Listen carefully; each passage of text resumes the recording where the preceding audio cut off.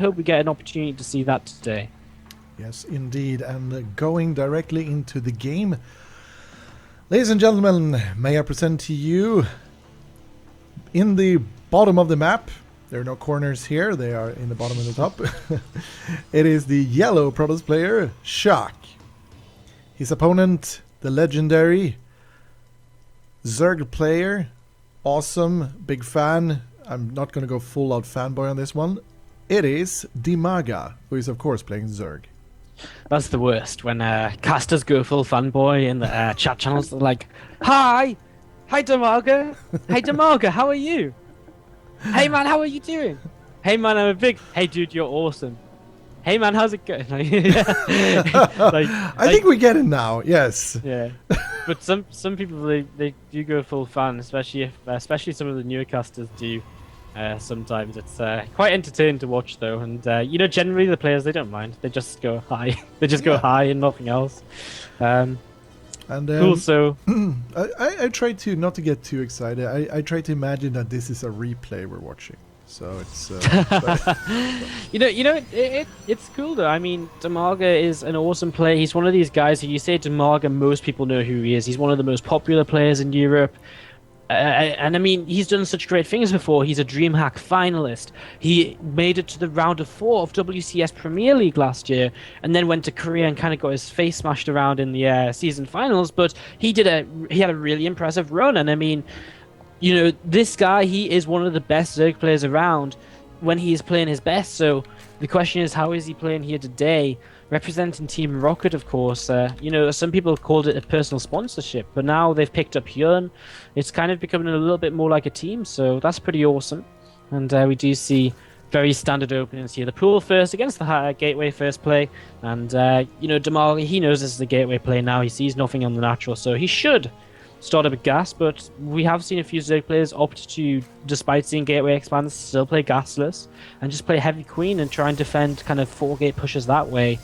So we'll see what happens as Sjaak, he's going to be taking his Nexus here nice and quickly. Zealot and Warp Gate on the way and the Mothership Core. Yeah, and I believe there's a lot of pressure here on Sjaak right now.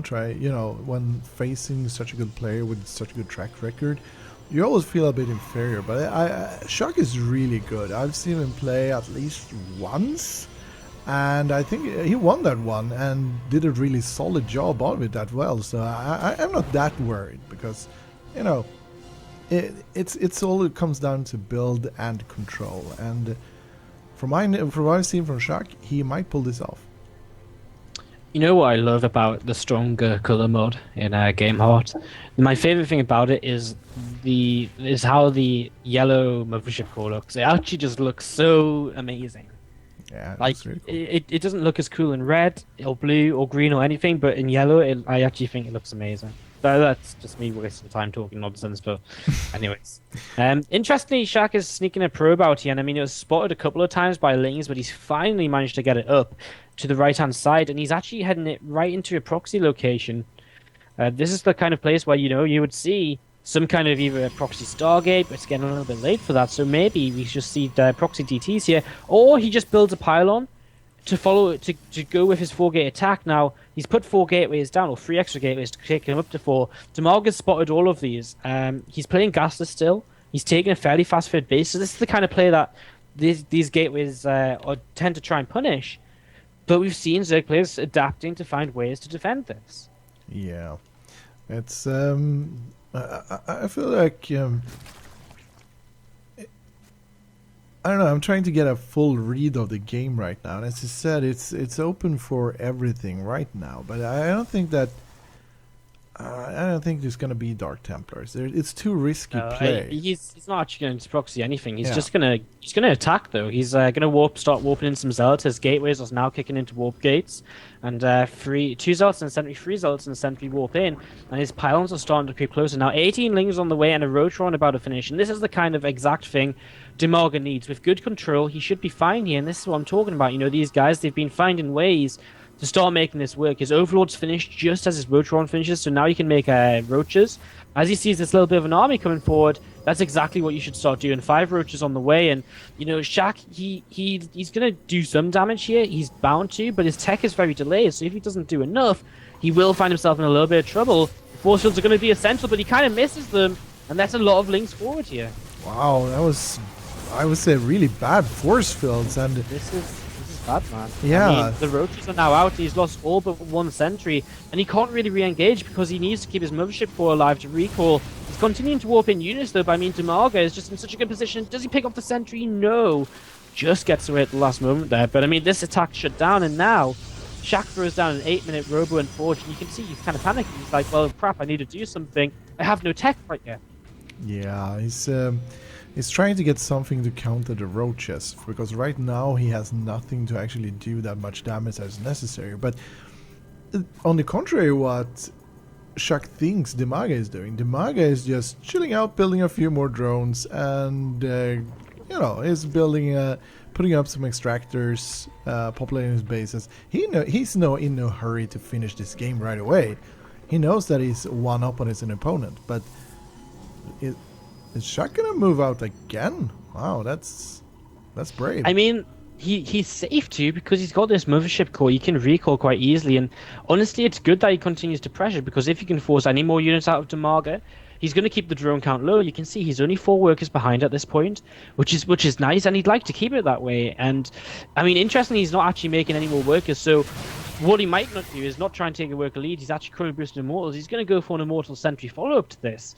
And what he's going to try and do here is just force too many units now, so that DIMAGA doesn't have a good enough economy to deal with this follow-up attack a little bit later on. And if you can just force field some of these Roaches while these sentries on full energy and pick some off for free, that's going to be really nice, and DIMAGA spots this. But, he's been doing a good job. He's building a lot of units, so he's just going to build units now, throwing a couple of drones here and there, and DIMAGA not being led astray too far at the moment. Yeah, it's a really safe play here by DIMAGA. It's just keeping his defensive up, doing his thing, not getting rushing headlongs, trying to counterattack or anything like that, and he has a really good map control, really good read on his opponent as well. So it takes. Sjaak needs to do something to surprise DIMAGA right now, because this is a straight up game, and sure, the Immortals can do a lot of damage, but there's so many Roaches out. Yeah, he's just not being caught out here, man. He has snuck a few more workers in. He's snuck about 5 in since we last spoke about it, but he's making sure he's not getting supply blocked. He's building more Overlords. He's building more units. He's getting his +1 Carapace now, which is going to benefit both Lings and Roaches, which is probably the best upgrade to get, because if he's going to fight this with a combination of Ling Roach, then missile upgrades aren't really going to help him out at all. So Sjaak with Hallucinated Phoenixes does spot the army position, and he knows where his opponent is, and he's saying it's go time. His Warp Prism's on the way, his 3rd Immortal is on the way. DIMAGA, I think he must know that what's up, and he actually hasn't spotted anything of his opponent just yet. I guess he must have seen the Immortals at some point. But he's continuing to make units. He's well spread out with his units. He's ready to engage from multiple angles, and that's exactly what he's going to need here to kind of waste as many force fields as possible very early on. Yeah, he now sees the Protoss forces moving on to the creep here, and he's not really overreacting. He's building a lot of links, but that is the perfect counter to this setup because there's so many sentries, and if he can actually delay this push and the force field, he's going to be in great shape. Oh, good force field, but a really good retreat there by DIMAGA. DIMAGA coming in from behind. He's actually going to get this reinforcement pile, I think, if he target fires it, but he's actually just going to start engaging on the army, and now he comes from the other side as well. This is interesting. The Warp Prism now coming into play. It's going to help with some warpings. This pylon will be helping too, and his Ling's getting some good damage done. The first Immortal is about to fall if he doesn't pick it up, and he's not going to, and DIMAGA coming in from all angles is just going to continue taking down this army, and, well, these Immortals are going down nice and quick. He sees the Hallucinated Immortal too. And Sjaak, I mean, the thing is, this strategy can be as strong as it wants to be if your opponent knows what's coming and he responds as well as DIMAGA has here without making too many mistakes. It's going to be, it's not going to do what it needs to do. And having lost 2 Immortals, it's going to be really hard to take this now. And the sentries are out of energy, only 1 force field able to go down, and the rest of these units swarming. Even the Queen's coming in, the Mothership Core will die, and